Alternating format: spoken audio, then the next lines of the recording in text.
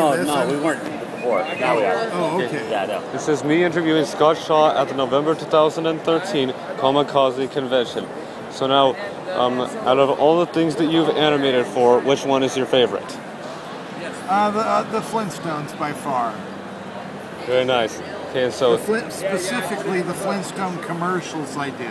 oh, okay. Because I worked on over 200 of those, and even though we were selling some really bad cereal, we got the kind of budget and schedule that we needed to make the Flintstones look great.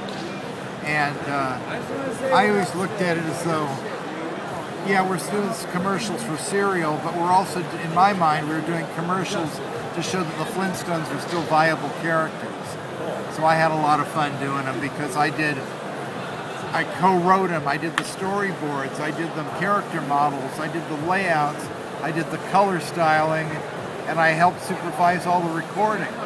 So as the art director, then I'd go back and look at the animation, and if we wanted to tweak that, then we could tweak that too. In fact, I even worked on reanimating some stuff. So unlike the shows where we had that I produced and directed that you'd send overseas and you didn't know what you were going to get back, in this case you could make it, even if the client had notes, you could figure out ways to please them and still not ruin the commercial.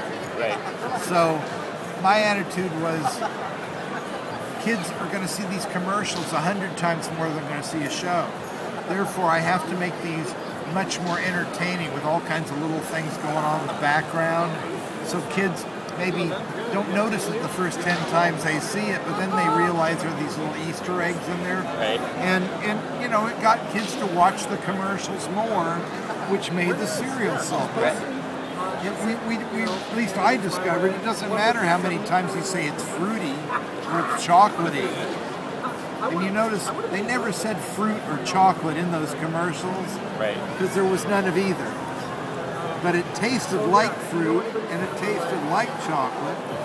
So anyway, I felt like we kind of brought back the Flintstones in style, and it turned out that I have people now that tell me they can recognize the ones that we did compared to the others. And my name was never on them, but apparently people could recognize them as ones I had a hand in. Mike Cazalla animated a lot of them with me, and I still work with Mike on projects. Because he could animate characters to move in a funny way, and that made a big difference. Okay, so did you get a chance to meet Dom DeLuise or any other members of his family? Never met Dom DeLuise at all.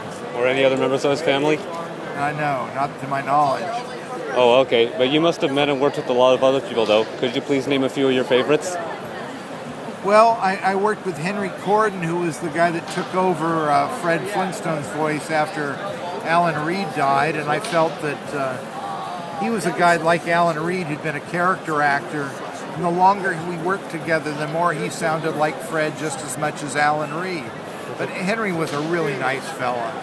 I also worked with John Candy, and I loved working with John Candy, one of the nicest men I've ever known. Whether he was a celebrity or not, he could have been your garbage man, and it wouldn't have mattered. Just a very sweet, generous, kind man to everybody I saw him interact with.